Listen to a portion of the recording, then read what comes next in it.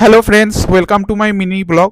তো আশা করি তোমরা সকলে খুব ভালো আছো, আমিও ভালো আছি। তো দেখতে পাচ্ছ আজকে আমি দোতলায় এসেছি অনেক দিন পর।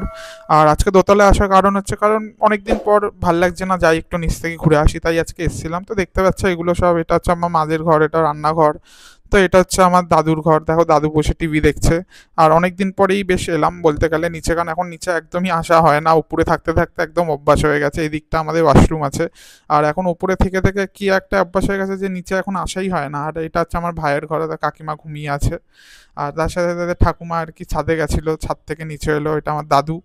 আর কি বলবো মানে, অনেক দিন পর এলাম, ভালো লাগছে। তবে উপরে থেকে থেকে এখন এমন অভ্যাস হয়ে গেছে যে এখন আর নিচে আসতে আর ভালো লাগে না। আমার ঘরে কাকিমা বসে আছে, এটা হচ্ছে আমার ঘর। মানে এই ঘরেই তো ছোট থেকে বড় হওয়া, কিন্তু এখন আর এই ঘরে আসাই হয় না একদম বলতে গেলে। তো এখানেই ওয়াশিং মেশিনটা রাখা হয়েছে, এখানেই মা জামা প্যান্ট ধুয়ে নিয়ে এসে।